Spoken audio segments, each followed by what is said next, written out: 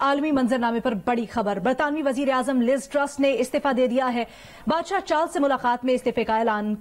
سے ان کو آگاہ کیا اور لیز ٹرس نے کنزرویٹو پارٹی کی سربراہی چھوڑنے کا بھی فیصلہ کر لیا۔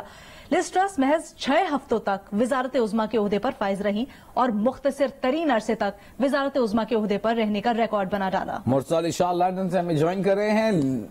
مرتضیٰ، برطانیہ میں اس خبر کو کیسے دیکھا جا رہا ہے؟ تشویش کی لہر دوڑ گئی ہے یا لوگ اطمینان محسوس کر رہے ہیں؟ کیا صورتحال ہے؟ جی، اس وقت جو اطمینان سے زیادہ وجہ یہاں پر برطانیہ میں آپ جس کو کیوس جو لفظ ہے وہ سچویشن ہے، یہاں پر ایک افراتفری کا عالم ہے۔ برطانیہ کی جو یہاں پر مختلف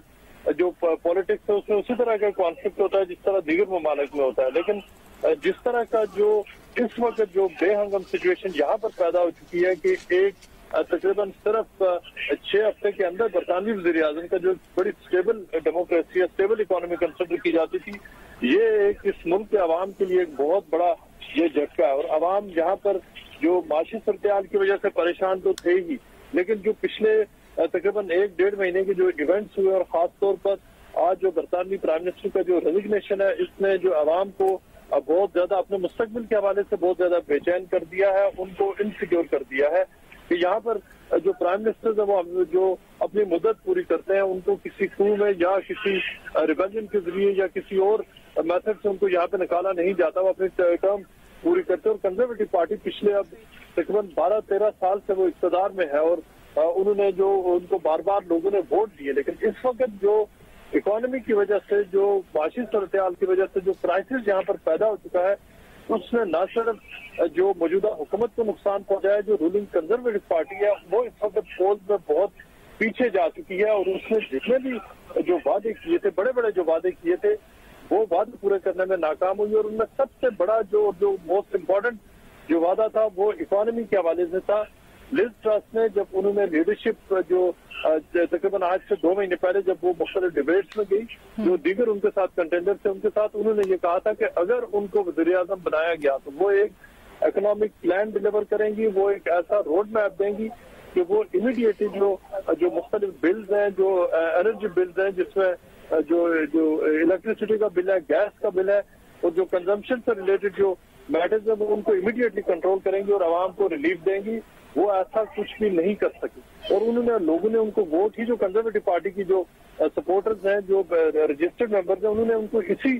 وعدے کے اوپر انہوں نے ووٹ دیے تھے کہ وہ جا کر لوگوں کو امیڈیٹلی ہمارے دیکھنے والوں کے لیے تھوڑا سمجھنے کے لیے بتائیے گا کہ جو مستعفی ہونے کا فیصلہ ہے لیز ٹرس نے، وہ کیا جو ہم دیکھ رہے ہیں کچھ ہفتوں سے احتجاج چل رہے ہیں عوام کی طرف سے برطانیہ میں، اس کی وجہ سے کیا یا پارٹی کے اندر سے بہت زیادہ ان کو مزاحمت کا سامنا تھا؟ یہاں تک بات پہنچی کیسے اور اب آگے کیا پلان ہے کنزرویٹوز کا؟ دیکھیں، جو پرائم منسٹر کی سیٹ پر بیٹھنے کے بعد لیز ٹرس کو یہ اندازہ ہو گیا کہ جو اس وقت جو اکانومی کی سچویشن ہے وہ کنٹرول نہیں کر سکتی اور یہی وہ وجہ بنی ہے کہ جس نے ان کو یہ سوچنے پر مجبور کر دیا کہ وہ اگر وہ مزید جو 10 ڈاؤننگ اسٹریٹ میں ٹھہرتی ہے تو ان کے اوپر نہ صرف پریشر بڑھے گا بلکہ ان کے لیے مسائل بھی پیدا ہوں گے۔ مختلف فیکٹرز ہیں جن میں ایک فیکٹر تو یہ ہے کہ جو مسلسل عوام کی طرف سے تنقید ہو رہی ہے کنزرویٹو پارٹی پر اور پرائم منسٹر پر کہ لوگوں کو یہاں پر جو مختلف جو پرائسز بڑھی ہیں، انفلیشن کی وجہ سے لوگ بہت زیادہ پریشانی کا شکار ہیں اور یہاں پر لوگوں کی اوپینین کو اہمیت دی جاتی ہے اور جو کرٹیسزم کیا گیا وہاں سے آغاز ہوا۔ اس کے بعد جو ان کو اپنی پارٹی کے اندر سے جو ان کا منشور تھا اس کے خلاف جانے کی، یعنی کہ جو انہوں نے وعدہ کر کے آئی تھی وہ ان کو بھی نظر آ رہا تھا کہ وہ اب اس پہ ڈیلیور نہیں کر سکتی اور اس کے ساتھ ساتھ ان کو پارٹی کے اندر سے بہت زیادہ ان کے خلاف آوازیں آنا شروع ہوئی، جس کے بعد انہوں نے اسٹیپ ڈاؤن کرنے کا فیصلہ کیا۔ مرتضیٰ، ہمارے ناظرین کو سمجھائیے گا، یوکرین روس جنگ جس سے سارا یورپ متاثر ہو رہا ہے، کس حد تک جڑا ہوا ہے اس سے یہ جو عدم استحکام ہے برطانیہ میں اس وقت؟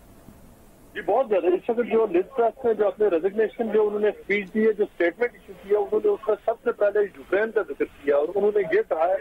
کہ یوکرین کی وجہ سے نہ صرف یہ کہ برطانیہ میں انسٹیبلٹی آئی، عدم استحکام آیا، بلکہ پوری دنیا میں آیا ہے اور پورے یورپ میں آیا ہے اور اس جو عدم استحکام ہے اور اس کے بعد جو اس کا ڈائریکٹ جو ہٹ لگا ہے وہ اکانومی پہ لگا، جو یورپ کی اکانومی پہ، برطانیہ کی اکانومی پہ، اور یہی وہ فیکٹر ہے جو بنیاد بنا ہے ان کا، کیونکہ اگر جو یوکرین کی جنگ نہ ہوتی تو یہاں پہ خیال یہ کیا جاتا ہے کہ جو انرجی پرائسز ہے وہ نہ بڑھتی اور جو انرجی پرائسز بڑھی ہیں ان کے بڑھنے کی وجہ سے باقی جتنے بھی پرائسز ہیں وہ ساری بڑھی ہیں. اور یہی ایگزیکٹلی یہ سچویشن پاکستان میں ہوئی ہے کہ پیٹرول پرائسز کے بڑھنے کی وجہ سے تقریباً جو جتنے بھی شعبہ زندگی وہ بری طرح متاثر ہوتے ہیں, اور یہی برطانیہ میں بھی ہوا. اچھا مرزا بتائیے گا, مہنگائی آپ نے ذکر کیا کہ برطانیہ میں بے حد بڑھ گئی, تو ہمارے ناظرین کو اس کے لیے سمجھائیے گا کس تناسب سے بڑھی ہے, کتنے عرصے میں بڑھی ہے؟ وجہ مہنگائی پچھلے اگر میں آپ کو صرف ویسے تو مہنگائی ایک وہ اسٹریٹجی وہ اوپر وہ بڑھتی رہے گی, لیکن اگر آپ پچھلے لٹ سے کہ اگر جو لاسٹ 9 months میں جو مہنگائی کس طرح بڑھی ہے اگر آپ وہ دیکھیں تو چیزیں ڈبل میں ٹرپل ہوئی ہیں. جو چیز پہلے 1 پاؤنڈ کی ملتی تھی وہ اب 2.5 سے 3 پاؤنڈ تک کی ہو چکی ہے. اور بعض کیسز میں وہ خاص طور سے جو انرجی بلز ہے جو لوگوں کو سب سے زیادہ متاثر کرتے ہیں وہ بجلی اور جو گیس کے بلز ہیں. ابھی سردیاں شروع نہیں ہوئی, سردیوں ابھی لوگوں نے آپ کہیں کہ پچھلے 1 week سے سردیاں شروع ہوئی ہیں اور لوگوں نے ابھی تک ہیٹنگ آن نہیں کی. جب یہ ہیٹنگ فل چلے گی جہاں پر تقریباً 6 سے 7 مہینے, تو اس وقت مہینے کا جو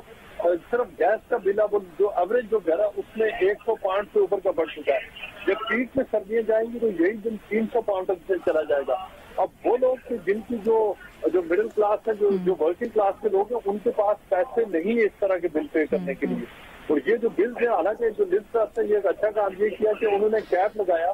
کہ جو ایوریج جو ہاؤس ہولڈ ہے وہ سال میں 2,500 سے زیادہ کا بل پے نہیں کریں گے. لیکن ایسے یہاں پہ لاکھوں کی تعداد میں خاندان ہیں جن کے پاس جو 2,500 پاؤنڈ بھی دینے کے لیے نہیں ہے, لیکن جو دیگر مختلف پرائسز ہیں وہ بہت زیادہ بڑھ چکی ہیں. یعنی اگر آپ صرف 4 سے 5 مہینے میں دیکھیں تو جو کھانے پینے کی اشیاء ڈبل نہیں بلکہ ٹرپل ہوئی ہے. اور یہ جو ڈبل سے ٹرپل ہونے کا سلسلہ یہ پچھلے اچھا ہمیں تھوڑا یہ بھی سمجھائیے گا مرتضیٰ کہ ہم نے دیکھا برطانیہ میں ابھی منی بجٹ لز ٹرس کی حکومت ان کے وزیر خزانہ نے پیش کیا جس کے اوپر بڑی تنقید ہوئی. اب آگے کیا کہتی ہے پولیٹیکل لیڈرشپ, چاہے وہ اپوزیشن ہو یا پھر کنزرویٹیوز ہی ہوں, کیا مستقبل ہوگا برطانیہ کا؟ کیا نئے انتخابات کا مطالبہ کیا جا رہا ہے, اس سے مسائل کے حل کو دیکھتے ہیں یا پھر کنزرویٹیوز ہی کنٹینیو کریں؟ جی اس میں 2 سیناریوز ہیں. جو لز ٹرس نے یہ کہا اور یہ جو پولیٹیکل ٹریڈیشن بھی ہے اور جو قانون بھی وہ یہی ہے کہ جو انہوں نے اب ریزائن کر دیا, اب اگلے جو 1 week کے اندر لیڈرشپ کانٹیسٹ ہوگا اور جو ٹوری پارٹی ہے اس کے اندر سے ایک دفعہ پھر نامینیشن سامنے آئیں گی. 5 سے 6 لوگ ہوں گے جو ڈبیٹس میں جائیں گے اور پارٹی ان کو سلیکٹ کرے گی, الیکٹ کرے گی. اب اس کے بعد